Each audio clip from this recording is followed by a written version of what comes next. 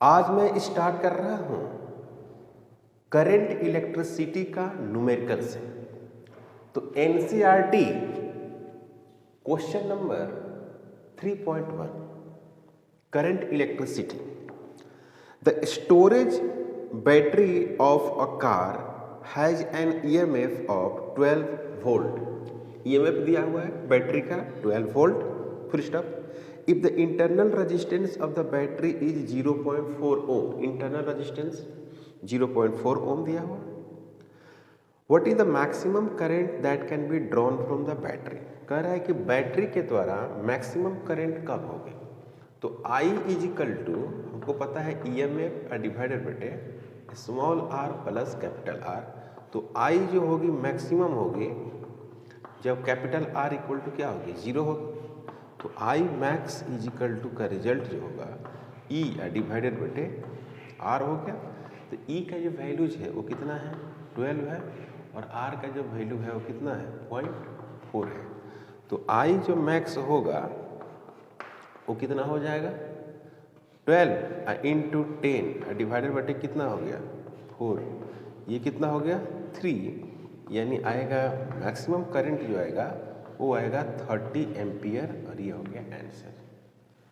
Clear, यहाँ तक कोई डाउट नहीं। ईएमएफ 12 वोल्ट है ना, इंटरनल रेजिस्टेंस 0.4 ओम। तो इस कंडीशन में हमको बताना है कि इलेक्ट्रिक करंट का मान कितना होगा। ओके, अब है क्वेश्चन नंबर 3.2। 3.2 भी इसी फार्मूला से रिलेटेड है जो मैंने फार्मूला आपको बताया है।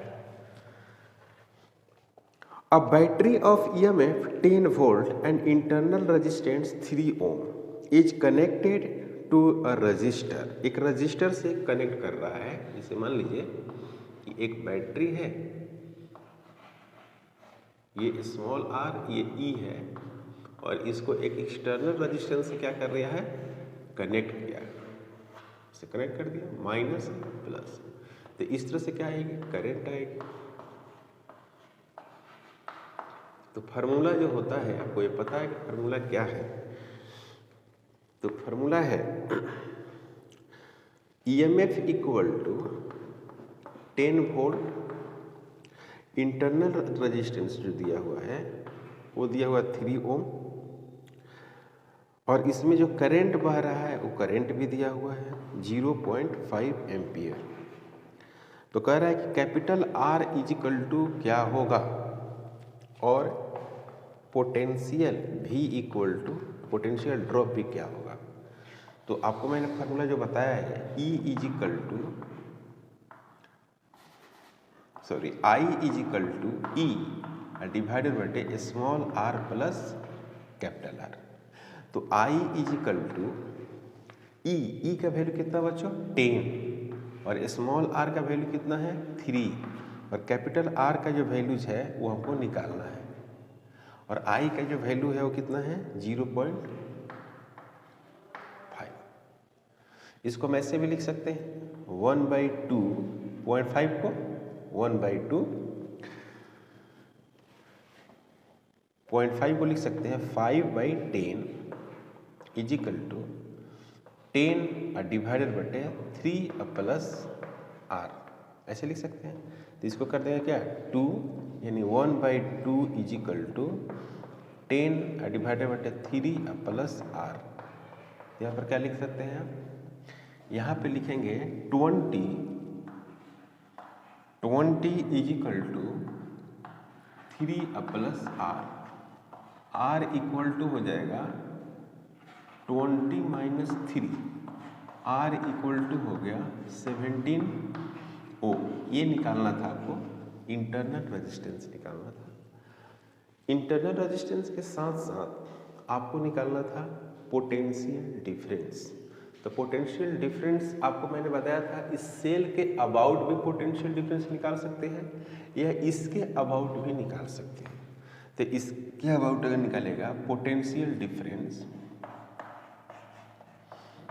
पोटेंशियल डिफरेंस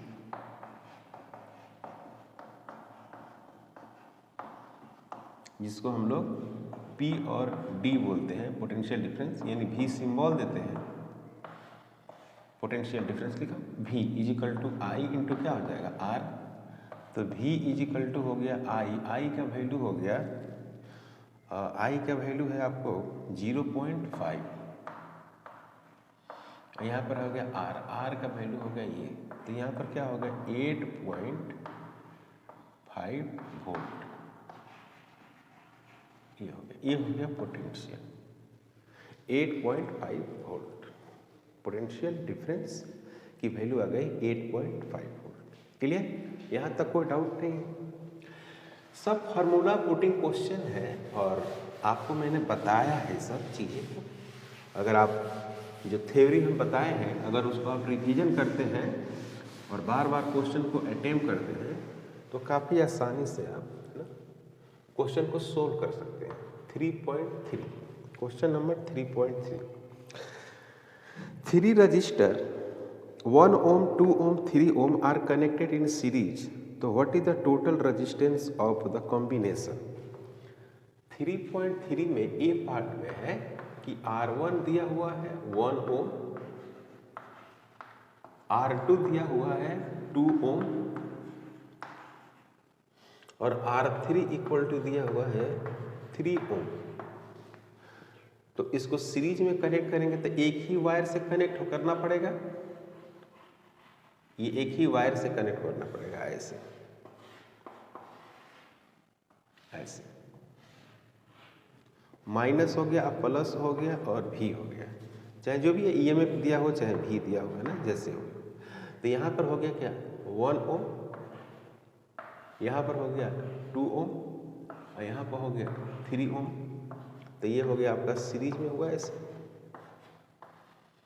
इस तरह से। और इसमें क्या दिखा सकते हैं, यहाँ पर पोटेंशियल ड्रॉप मान लीजिए V1 है, यहाँ पर पोटेंशियल ड्रॉप क्या है V2 होगा, यहाँ पर पोटेंशियल ड्रॉप क्या होगा V3 होगा, इस तरह की बातें।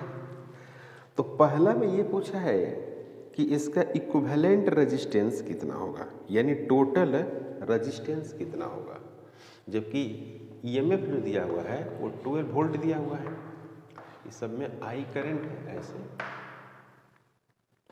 ऐसे आई करंट जा रही है। तो लिखेंगे कि नाउ आर एस जो होती है वो क्या होती है R1 R2 और क्या होती है R3 होती है सीरीज में। तो 1 2 3 ये आ गया क्या 6 ohm, एक तो आंसर यहाँ हो गया। सिंपली अगर आप जोड़ते हैं इसको सीरीज में तो रिजल्ट तो ऐसे ही आएगी, है ना भाई, 6 ohm आएगी। अब सवाल में ये कह रहा है कि अब सवाल में ये कहा if the combination is connected to the battery of 12 EMF and negligible internal resistance, obtain the potential drop across each।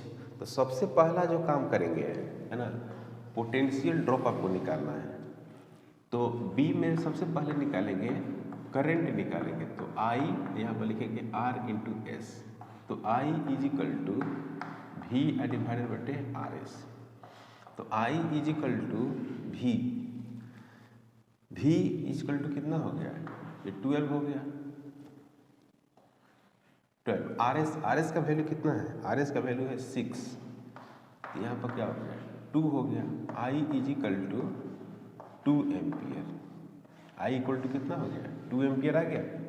तो पहला में पोटेंशियल क्या होगा V1 is equal to I और R1, तो I है 2 और R1 हो गया कौन 1, तो 2 वोल्ट हो गया इसका आंसर। पहला में पोटेंशियल ड्रॉप ये हो गया।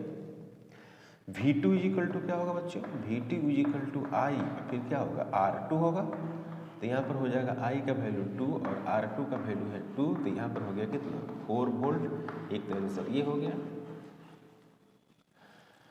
V3 इज इक्वल टू क्या हो गया V3 इज इक्वल टू हो गया I और यहाँ पर होगा क्या R3 is equal to 2 into 3 divided by क्या 6 हो जाएगा, इतना वोल्ट होगा आंसर। तो जो मेन जो पोटेंशियल जो बैटरी की है वो वही पोटेंशियल इसमें डिस्ट्रीब्यूट होगा। तो पहला में क्या है 2 वोल्ट और दूसरा में क्या है 4 वोल्ट और तीसरा में क्या है 6 वोल्ट और इन तीनों क्वांटिटी को जोड़ेंगे तो कितना आना चाहिए 12 वोल्ट आना चाहिए। कंजर्वेशन ऑफ एनर्जी, तो जितना ये है इन तीनों का जोड़ उतना ये है। तो प्रत्येक में कितनी पोटेंशियल ड्रॉप हुई है ये हमको बताना था और मैं बता दिया, ठीक है ना।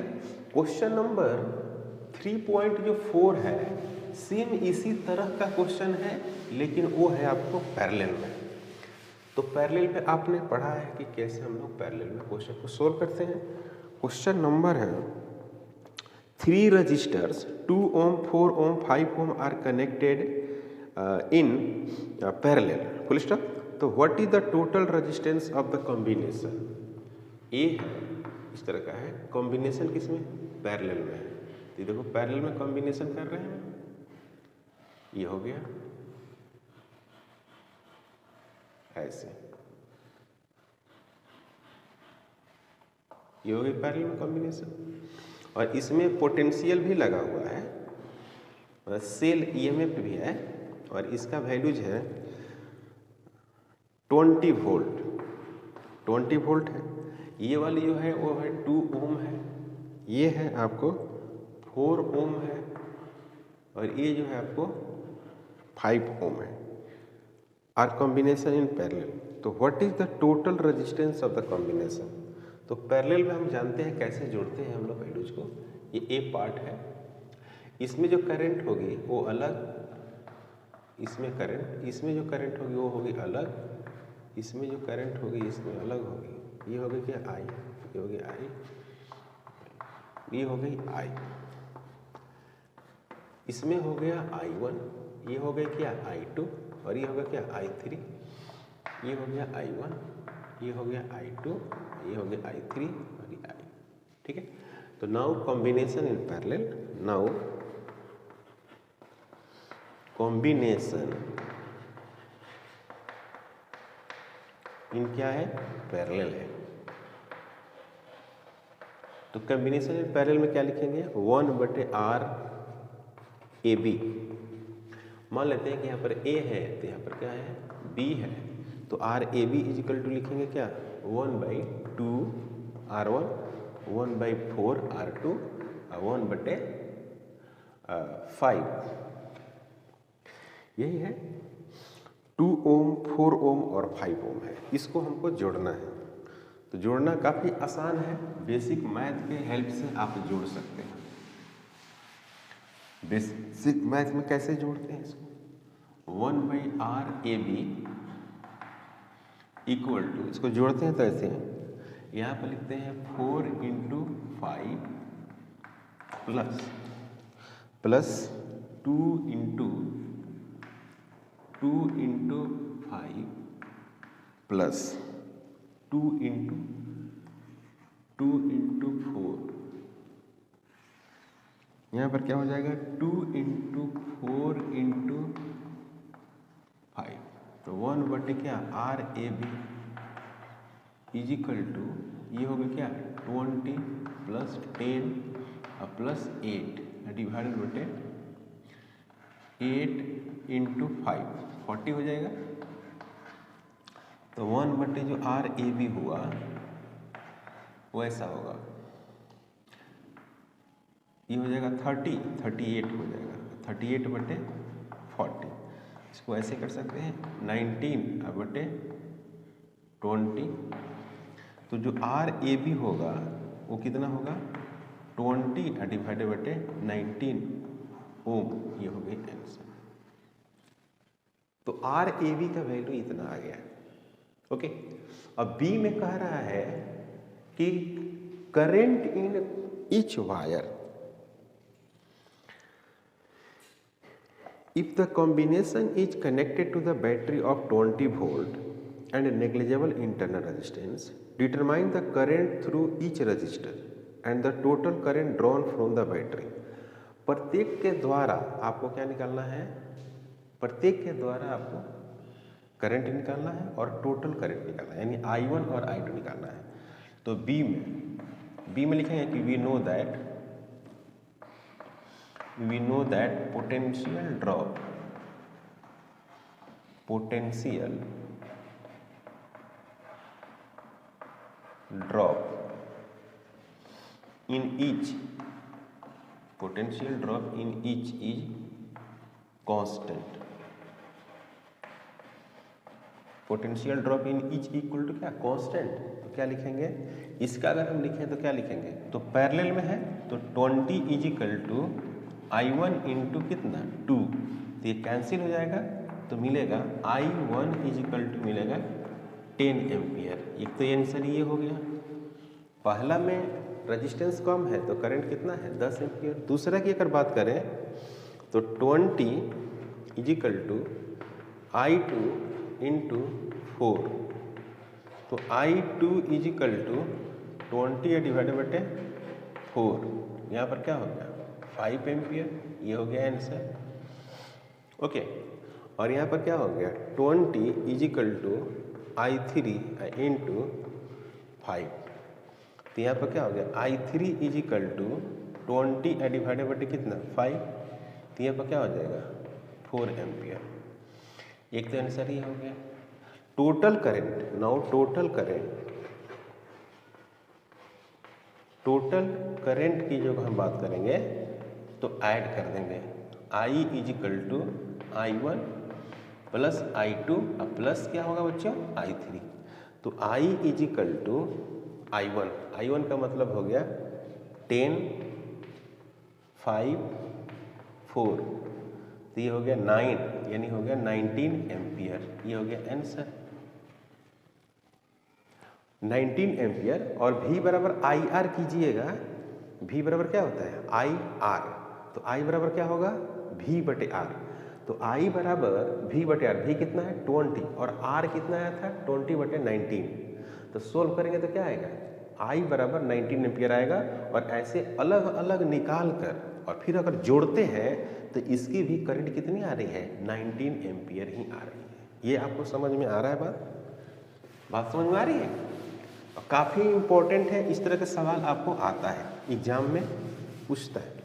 और क्वेश्चन है 3.5 क्वेश्चन है और रेजिस्टेंस से रिलेटेड है, रेजिस्टेंस और टेम्परेचर से रिलेटेड है। ऐसा क्वेश्चन मैं आपको बता चुका हूँ, है ना। ऐसा क्वेश्चन मैंने सोल्व किया है थ्योरी में, जब थ्योरी पढ़ाया था तभी बात किया था मैं। 3.5 में कह रहा है कि एट रूम टेम्परेचर का मतलब यहाँ पर T1 दिया हुआ है और 27 डिग्री सेल्सियस है टेम्परेचर है, टेम्परेचर की unit degree Celsius. The resistance of heating element is 100 ओम, और यहाँ पर जो R1 है वो क्या है 100 ओम दिया हुआ है। What is the temperature of the element if the resistance found to be 117 ohm? तो कह रहे हैं ना कि R2 इज इक्वल टू 117 ओम है, तो T2 इज इक्वल टू क्या होगा व्हाट होगा। Given that temperature coefficient of the material दिया हुआ है, रो इज इक्वल टू दिया हुआ है 1.70 into 10 to the power -4 degree Celsius -1, ठीक है। R तो हमको निकालना क्या है T2 है, तो फॉर्मूला जानते हैं, we know that R2 is equal to R1 1 plus alpha और डेल्टा T। सबसे पहली बात है कि हमको T2 बराबर सोल्व करते हैं, तो ऐसे लिखते हैं R2 डिवाइडेड बटे क्या हो गया R1 is equal to 1 plus alpha और क्या हो गया T2 माइनस T1, ऐसे लिखेंगे। तो यहाँ पे क्या होगा R2 डिवाइडेड बटे R1 minus 1 is equal to alpha और T2 माइनस T1, ठीक है ना। तो ये हो गया क्या R2 माइनस R1 डिवाइडेड बटे R1 is equal to alpha और क्या हो गया T2 माइनस T1। इसको लिखेंगे R2 माइनस R1 डिवाइडेड बटे R1 अब प्लस डिवाइडेड बटे alpha is equal to T2 minus T1। तो T1 इजिकल टू जो लिखेंगे वो क्या लिखेंगे, R2 माइनस R1 डिवाइडेड बटे R1 इंटू अल्फा अब प्लस क्या T1 T2 इजिकल टू, तो T2 इजिकल टू R2 का जो वैल्यू है वो कितना है 117 माइनस 100, तो R1 का जो वैल्यूज है वो कितनी है 100 और अल्फा की जो वैल्यू है वो 1.7 है, 1.7 into 10 to the power minus 4। अब प्लस क्या है T1 का वैल्यू है 27 डिग्री सेल्सियस, इतनी वैल्यू दिया हुआ है। सभी वैल्यू को मैंने पुट कर दिया है ना भाई, फार्मूला में वैल्यू को क्या क्या मैंने पुट कर दिया। अब हमको इसको सॉल्व करना है, कैलकुलेट करेंगे तो कैसे करेंगे यार समझिए। इस वैल्यू को अगर हम सोल्व करें तो कैसे करते हैं, इसको एक लाइन लीजिए, इसको लिखेंगे 17, T2 इजिकल टू आ गया 17 ओके, और यहाँ पर आ गया 100, यहाँ पर आ गया 100 नहीं 10 टू द पावर माइनस 2, यहाँ पर लिखेंगे 17 into 10 to the power minus 5 plus 27, ये माइनस 2, ये कितना हो जाएगा, ये प्लस 2 है तो ये माइनस 3 हो जाएगा, ये माइनस 3 हो जाएगा, ये और ये कैंसिल हो जाएगा, 1/10 टू द पावर माइनस 3 अब प्लस 27 डिग्री सेल्सियस, तो ये हो जाएगा, ये सेल्सियस में आएगा, डिग्री सेल्सियस में, ये 1000 degree Celsius plus 27 degree Celsius, तो ये हो गया 1027 डिग्री सेल्सियस और ये हो गया आंसर, ये हो गया आपका T2। तो T2 इजिकल टू आया 1027 डिग्री सेल्सियस वैल्यू जा गई। टेम्परेचर फाइनल जो टेम्परेचर है वो इतना वैल्यू जा गया। ओके, अब जो है question number 7, question number 6 3.6 A negligible small current is passed through a wire of length जो है वायर का वो दिया हुआ है और वो दिया हुआ है 15 metre, length of the wire 15 metre and uniform cross section A जो दिया हुआ है ए वो है आपको 6 into 10 to the power minus 7 metre का square and its resistance measure to be, इसकी जो रेजिस्टेंस है कैपिटल आर वो दिया हुआ है 5.0 ओम। तो करके what is the resistivity of the material at the temperature of the experiment, तो कह रहा है कि इसमें आपको रेजिस्टिविटी निकालना है, मतलब कि रो निकालना है, रो इजिकल टू व्हाट, तो आर इजिकल टू क्या होती है, रो होती है एल बटे एरिया होती है, तो R A is equal to rho into क्या होती है एल होती है, तो रो इजिकल टू लिखेंगे R A divided by L, तो आर ए, आर का मतलब हो गया कितना 5 और ए का मतलब कितना हो गया 6 into 10 to the power minus 7 और एल का मतलब क्या होगा, एल का मतलब हो गया 15, ये हो गया कितना 3, ये कितना हो गया 2, तो आंसर हो गया इसका कितना 2 into 10 to the power minus 7 ohm metre, और ये हो गया आंसर। इतनी रजिस्टिविटी होगी, आर बराबर rho L by area formula होती है, और यहाँ पर हो गया आपको rho is equal to R A, rho equal to R A, तो rho is equal to R A बटे एल, और सारी वैल्यू को हमने पुट कर दिया, तो हो गया क्या फाइनल आंसर आ गया इसमें। अब है क्वेश्चन नंबर 3.7 जो क्वेश्चन है वो है आपको टेम्परेचर से ही रिलेटेड है, 3.7 और आसान है। 3.7 कह रहा है कि अ सिल्वर वायर है the resistance R1 is equal to दिया हुआ है 2.1 ओम, ऐसे दिया हुआ है। एट टेम्परेचर इसका दिया हुआ है T1 is equal to 27.5 degree Celsius and आपको दिया हुआ है R2 इज इक्वल टू जो दिया हुआ है वो है 2.7 ओम और T2 जो दिया हुआ है वो दिया हुआ कितना 100 degree Celsius 100 degree Celsius. Determine the temperature coefficient of resistance of silver. तो फार्मूला होता है R2 is equal to R1 1 plus alpha और डेल्टा T। तो यहाँ पर लिखेंगे R2 डिवाइडेड बटे क्या R1 is equal to 1 plus alpha और डेल्टा T। तो यहाँ पर लिखेंगे R2 डिवाइडेड बटे R1 -1 is equal to alpha और डेल्टा T। सही है बच्चों। तो यहाँ पर लिखेंगे alpha is equal to R2 minus R1 divided बटे अल्फा और delta T। Alpha is equal to हम लिखेंगे R2 का वैल्यू है 2.7 माइनस 2.1 डिवाइडेड बटे R1 डेल्टा T। R1 और डेल्टा T, R1 का वैल्यू है 2.1 और डेल्टा T का जो वैल्यू है वो है T2 माइनस T1 लिखेंगे। ओके, तो अल्फा इज इक्वल टू ये हो गया 0.6, यहाँ पर हो गया 2.1, यहाँ पर हो गया बच्चों 100 में से हमको क्या करना है 27.5 घटाना है।